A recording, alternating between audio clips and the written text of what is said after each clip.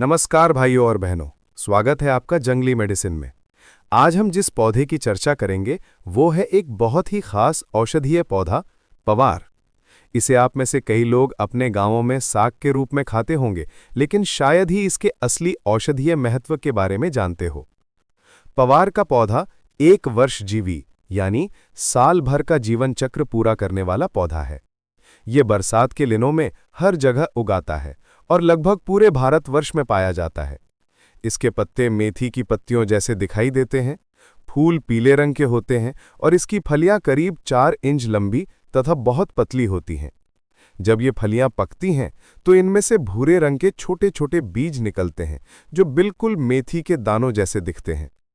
पौधे को अगर हाथ से मसलें तो इसमें से एक तीखी और अप्रिय गंध आती है। इसी वजह से अंग्रेजी में इसे फेटिड कैसिया कहा जाता है। अब नामों की बात करें तो इसे हिंदी में पवार, पनवार, चकुंडा या चक्रवत कहते हैं। संस्कृत में इसके कई पर्याय मिलते हैं: चक्रमर्द, दादमर्दन, प्रभुनाथ। मराठी में इसे टाकलो, गुजराती में कूनवाड़ियो, तमिल में तागरे और लैटिन में इसका नाम है कैसिया टोरा या सेनाटोरा। यानी अलग अलग भाषाओं और प्रांतों में इसके अलग अलग नाम हैं।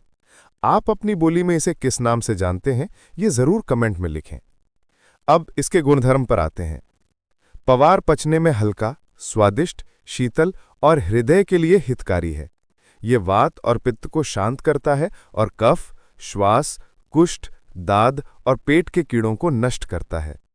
इसके बीज स्वाद में कड़वे और गुण में उष्ण माने जाते हैं। बीजों का उपयोग दाद, खुजली, कुष्ठ, विष रोग, गुल्म, खांसी, कृमि और श्वास रोगों में किया जाता है। अगर आधुनिक भाषा में कहें तो पवार एक नेचुरल ब्लड प्यूरिफायर है, यानी ये खून को साफ करता है और नया रक्त बनाने की क्षमता रखता है। गांवों में आज भी लोग इसके कच्चे पत्तों का साग या भुज्जी बनाकर खाते हैं। ये न सिर्फ स्वादिष्ट होता है बल्कि शरीर की कई बीमारियों से बचाव करता है। इसके पत्तों में हल्का जुलाब देने वाला गुण होता है, यानी कब्ज दूर करने की शक्ति है।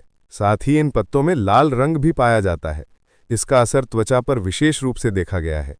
चर्म रोगों जैसे खुजली, दाद, पामा, कुष्ठ और त्वचा की मोटाई बढ़ जाने पर यह बहुत लाभ करता है।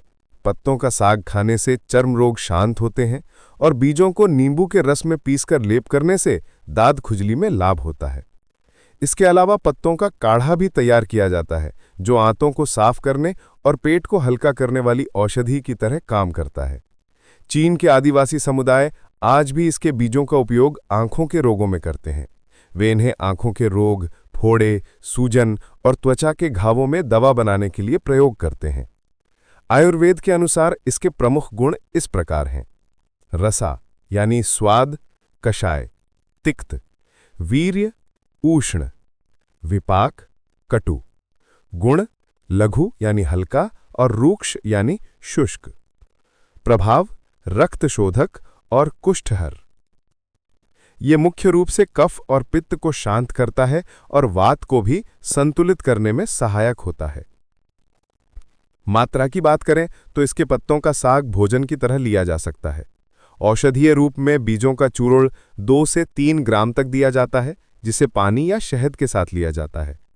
काढ़े की मात्रा सामान्यतः 20 से 40 मिली तक होती है, लेकिन ध्यान रहे हर औषधि का सेवन अपनी प्रकृति और रोग की अवस्था के अनुसार ही करना चाहिए, इसलिए चिकित्सक की सलाह लेना अनिवार्य है।